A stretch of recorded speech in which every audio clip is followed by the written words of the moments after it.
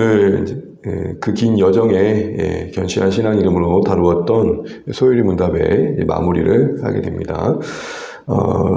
은혜의 방편의 내용이었던 기도를 다루면서 특별히 웨스트민스터 소요리 문답 안에서는 그 마무리를 주기도문으로 하고 있습니다. 그 구성에 주기도문이 마무리가 된다는 것은 좀 시사하는 바가 많다라는 생각을 묵상하는 내내 한번 해보게 됩니다.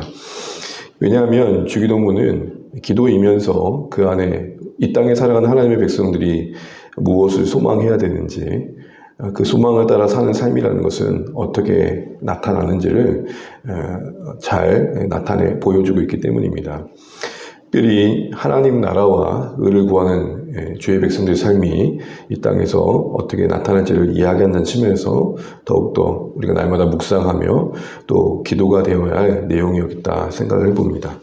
오늘은 마무리하는 부분인데요. 6번째 강구, 우리가 방금 읽었던 13절의 내용입니다. 13절의 내용은 시험에 빠지지 않기를 구하고 있고 혹여라도 시험에 빠졌을 때 구하여 주시기를 구하고 있는 내용입니다. 인간의 필요를 구하는 네 번째 기도의 그 시작은 일용할 양식이었죠. 우리 삶의 모든 필요를 채우시는 하나님. 5번째는 관계 속에서 우리가 용서를 베푸는 자로 살아가는 거였습니다. 그를 위해서 우리는 받은 자라는 것을 늘 기억해야 했죠. 우리는 서로에게 용서가 필요한 자는 관계 속에서 국률이 여김을 먼저 받았다는 사실을 잊지 않고 지낼 필요가 있는 것입니다. 그러면서 이제 오늘 마지막은 영적인 전쟁들을 다루고 있습니다. 우리가 넘어졌을 때 그래서 하나님의 은혜와 긍휼을 구하면 다시 일어날 수 있다는 사실들을 늘 잊지 않는 게 중요하다는 것이죠. 이 땅에 살아가는 성도들은 시험에 들 수 있는 그런 여러 가지 영향력 가운데 있기 때문입니다. 소위 우리가 시험에 받는 것과 시험에 든다라는 내용들을 구별지지 않습니까? 시험을 받는다는 것은 우리 안에 있는 여전히 남아있는 죄성과 그리고 세상을 도구 삼아서 우리를 넘어뜨리고 하나님 나라를 해방하려는 악한 자의 역사가 여전하기 때문입니다. 소위 사탄과 그 무리들이 교회를 허물려고 하는 공격을 여전히 하고 있고 그 가운데 우리는 살아내고 있으며 또한 우리 안의 죄성이 그들의 편이 되어서 그 세상의 유혹에 맞대응하지 못하고 손잡고 그 인도함을 따라 넘어질 때가 참 많다는 것입니다.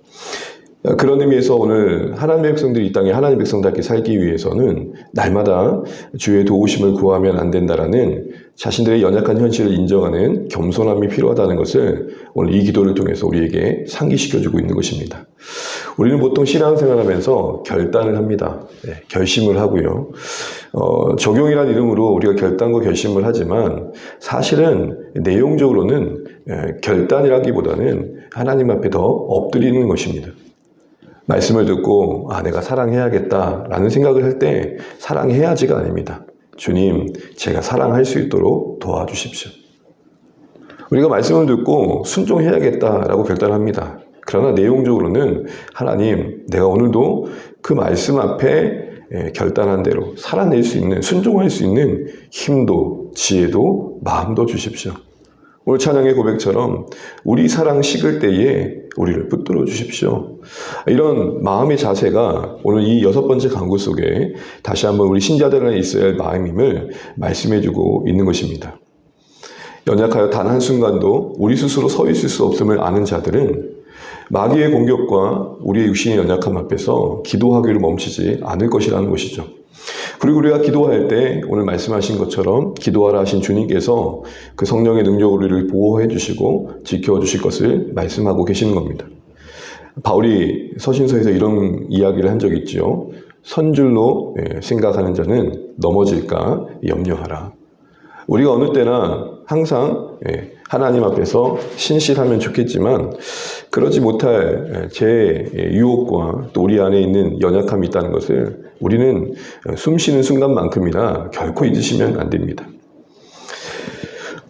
우리가 스크루테이프 편지를 살피면서 느끼고 있는 게 뭡니까? 악한 자는 어쨌든 간에 모든 기회를 자신의 것으로 이용하기 위해 애쓴다는 겁니다. 이것은 반대로 신자된 우리에게도 경계해야 할 내용임을 보여줄 뿐만 아니라 또 우리도 그의 자세에서 배워야 될 게 있는 것입니다. 모든 기회가 하나님을 의지하며 살아낼 기회로 여겨져야 되는 것이죠. 어떻게 하면 이 기회가 하나님께 영광이 될까? 좋은 모습, 잘 되는 모습도 하나님께 영광될 수 있겠지만 넘어짐의 순간에 하나님께 영광되는 게 뭘까? 여러분 어떻게 생각하십니까? 오늘 기도에 비춰본다면 넘어지는 순간에 하나님께 영광되는 게 뭘까요? 오늘 그 넘어짐이라는 것은 악이라고 할 수 있을 것입니다. 시험에 빠지지 않게 기도한다는 것은 죄 짓기 전에 기도일 것입니다. 하늘에 나는 새가 두루두루도 내 머리를 돌아다닙니다. 이거는 제 유혹이 우리에게 찾아온 거죠. 이건 시험을 받고 있는 겁니다. 그런데 시험을 받는 게 꼭 시험에 든 건 아니잖아요. 이때 내가 하나님을 의지하면 이겨낼 수도 있겠죠. 그런 마음을 꺾어낼 수도 있겠죠. 그런데 그게 내 마음으로 훅 들어와요. 내 정서를 혼동케 하고 내 거룩의 의지를 꺾고 내 발걸음을 비참하게 그 죄 쪽으로 나를 몰아가요. 결국 무너진 나를 봐요. 악에 빠진 거죠. 근데 여러분 오늘 기도는 시험에 빠지지 않기만을 기도하라고 하지 않고 정작 그 넘어짐 악 안에 있을 때 그 불순종 가운데 던져졌을 때도 기도하라고 합니다. 주님 여기서 저를 건져주십시오. 그러게 여러분 넘어짐의 순간 하나님께 영광되는 건 뭡니까? 하나님 제가 빠지지 않아야 되는데 빠지지 않기를 기도해야 되는데 그럼에도 불구하고 넘어져 이 자리에 있습니다. 저를 여기서 보호해 주십시오. 붙들어 주십시오. 그게 하나님께 영광되는 기도인 것입니다.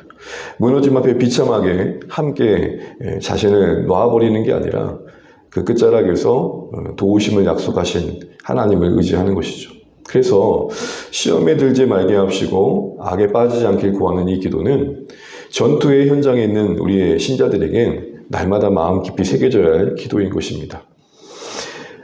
단순히 시험을 피하기 위한 기도라기보다는 피할 수 없는 시험 앞에 패배하지 않기를 구하는 것이고 혹 그 갈등과 공경 속에 패하여 했다 하더라도 다시 일어날 힘을 구하는 기도이기 때문입니다.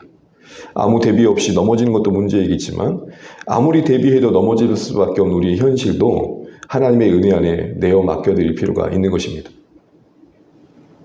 아무리 마음을 지키려고 해도 그 빈틈 사이로 스며드는 것들을 우리가 때로는 못 막을 때가 있습니다. 그런 순간에도 우리는 하나님을 의지할 필요가 있는 것입니다. 왜요? 하나님 우리 모든 걸 아시니까요. 사랑하는 주 안에 가는 여러분, 우리는 이 땅에 있는 동안 전투하는 교회라는 걸 잊지 마십시오. 오늘 이 마지막 기도는 우리에게 신자들의 삶에 영적 전쟁 중이라는 사실에 진지함을 요구하고 있는 것입니다. 그렇다고 늘 심각하게 인상을 찌푸리며 우리 신앙을 살아가는 건 아닐 것입니다. 거룩한 긴장감이 필요합니다. 여전히 이 땅에 있는 동안 우리는 죄의 유혹과 악한 자의 공격에 예외가 되고 있지 않다는 사실들을 염두하고 산다면 보일 수 있는 모습이 있습니다. 하나님과 관계 속에서 말씀과 기도로 우리는 늘 살피고 주를 의지하는 선택들을 해야겠죠. 은혜의 환경에 우리를 자꾸 노출시켜야겠죠. 그리고 우리를 서로 붙들어줄 수 있는 공동체 가운데 우리를 둬야 됩니다. 여러분 제가 신앙생활을 많이 했다라고 할 수 없겠지만 그래도 교회 옆에서 지내면서 교회와 함께하면서 느꼈던 건 뭐냐면 우리는 우리 스스로를 지킬 실력들이 우리만으로는 부족하다는 게 정말 맞다라는 것입니다.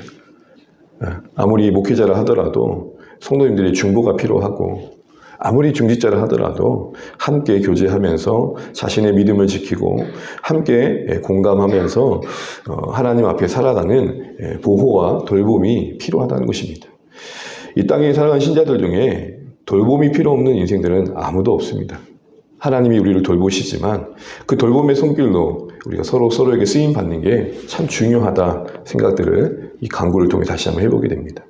그러면서 이 106문은 그 기도의 내용을 그렇게 정리하고 마지막으로 이제 107문에 보게 되면은 우리가 13절 보시게 된 것처럼 이렇게 기도가 마치고 있는 것을 이야기합니다. 어떻게 마치고 있습니까? 나라와 권세와 영광이 아버지께 있습니다. 아버지께 영원히 있습니다. 아멘이라고 마치고 있는 기도의 마무리를 다름으로 소요리 문답을 마치고 있습니다. 이 구절을 연급할 때 이야기하는 것은 그것입니다. 우리가 이제 보통 대개, 여기 이제 성경에 나와 있지 않지만, 우리가 고백하는 주기도문 안에는 대개 나라와 권세와 영광이라고 되어 있지 않습니까? 그 대개는 이 한글에는 번역되지 않는 이 안에 있는 헬라어 호티를 번역한 건데요. 그건 이런 의미입니다. 왜냐하면 나라와 권세와 영광이 아버지께 영원히 있기 때문입니다. 라는 것입니다. 그러니까 6번째까지 구하고 난 다음에 이렇게 기도를 마무리하는 이유는 뭘까요? 우리의 기도의核心이 어디 있냐는 겁니다. 우리가 기도한다면 그 기도의核心은 왜냐하면 나라와 권세와 영광 모든 것을 다스리신 것과 그 다스릴 수 있는 권한과 그것으로 영광을 받으실 분은 오직 하나님께 있기 때문입니다. 라는 확신의 근거를 하나님께 두어야 한다는 것을 우리에게 알려주고 있습니다. 또한 영광이 하나님께 있습니다. 라는 찬양의 고백으로 맞춰주고 있는 것은 우리의 기도가 하나님을 확신하는 가운데 드려졌다면 당연히 그것이 우리의 공로가 아니라 하나님께 돌려줘야 할 이야기라는 것이죠. 혹여라도 우리가 기도했기 때문에 라는 표현 속에 우리의 몫이 들어가서는 절대로 안 되겠다라는 것입니다. 여기서 우리는 기도와 찬양의 관계를 다시 한번 생각해 보게 됩니다. 우리의 기도는 찬양으로 맞춰져야 됩니다. 우리의 기도가 하나님을 경험한 것이라면 자연스럽게 하나님을 찬양하는 것으로 나타나야겠죠. 또한 우리의 찬양은 기도와 함께 해야 됩니다. 우리의 찬양이 기도가 없으면 피상적입니다. 막연합니다. 또한 우리의 기도에 찬양이 없으면 무력합니다. 찬양으로 하나님을 고백하고 경험하는 풍성함과 충만함 속에 우리는 기도해야 더 하나님을 의지하는 마음 붙들고 기도할 수 있을 것입니다. 또한 그렇게 기도하는 가운데 경험하는 하나님을 높여드릴 때 우리의 찬양은 더 진실해집니다. 여러분, 우리가 기도 응답을 경험하고 찬양할 때는 같은 찬양이 돼도 어떠십니까? 더 우리의 인격이 동원된 찬양이 되는 것이죠. 마지막으로 아멘으로 마칩니다. 아멘의 의미는 무엇입니까? 그렇습니다.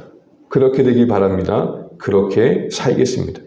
모든 기도에 아멘의 마침은 무엇입니까? 하나님, 이 주기도문의 6가지의 제목이 저의 삶이 될 수 있도록 제가 주를 의지하는 만큼 저도 진지하게, 진실하게, 열렬하게 살아내기 위해 힘쓰겠습니다. 저희 이 모든 간구는 주님께서 하라니까 하는 억지할 수 없는 간구가 아니라 저도 간절히 바라는 바입니다. 주님, 이 간구의 내용이 저의 삶의 방향이 되며 또한 나아가는 길이 되게 해주십시오. 이렇게 기도하는 것이죠. 그런 의미에서 주기도문은 신자들의 삶의 나침판과 같은 것입니다. 이 6가지 기도 제목 속에 우리 삶을 날마다 비춰보십시오.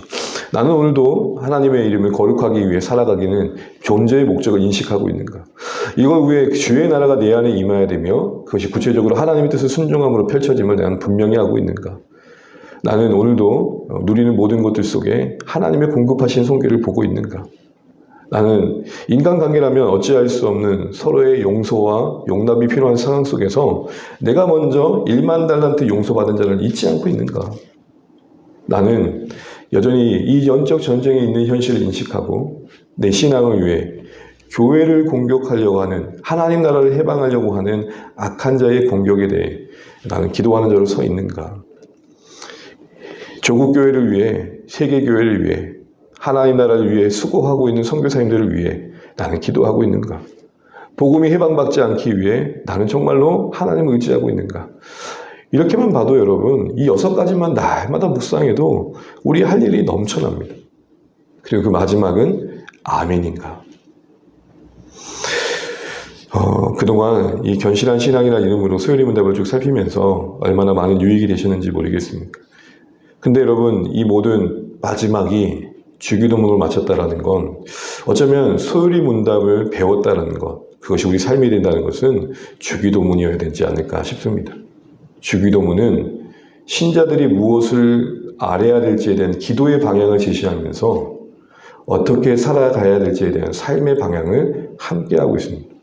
그래서 우리는 주기도문을 거울 삼아야 됩니다. 주기도문 앞에 날마다 나를 비춰보면서 하나님, 내가 이 기도대로 살고 있는지 오늘 내가 돌아봅니다. 이렇게 기도해야 되는 것이죠. 보통 주기도문은 신자들의 모임에 폐회, 마침의 용어를 쓸 때가 많습니다. 마침 기도가 아닙니다. 주기도문은 우리 하루의 시작 기도가 되셔야 됩니다. 하나님, 오늘도 이 간구대로 살게 해주십시오. 그래서 그 은혜를 우리가 누리며 살아가는 삶이 되면 좋겠습니다. 우리 그런 마음으로 소요리 문답 마지막 백칠문 마무리하면서 우리 백칠문을 읽고 마치도록 하겠습니다. 주기도문의 마지막 혹시 이제 교재가 있으시면 함께 봐주시고 제가 읽겠습니다. 주기도문의 마지막 구절이 우리에게 무엇을 교훈합니까? 함께 읽을까요? 주기도문의 마지막 말씀은 곧 대개 나라와 권세와 영광이 아버지께 영원히 있사옵나이다. 아멘 하는 것이니 이는 우리로 하여금 기도할 때에 하나님만 믿고 또 기도할 때에 그를 찬송하여 그의 나라와 권세와 영광이 아버지께 있다 하라고 가르친 것이다. 또 우리가 우리의 원하는 뜻의 증거와 들으실 줄 아는 표로 아멘 하는 것이다. 아멘. 아무쪼록 그간 함께 들었던 모든 내용들이 또 때마다 또 상황마다 잘 또 우리에게 신앙의 유익을 주는 귀한 말씀 되시기를 간절히 소망합니다. 기도하겠습니다.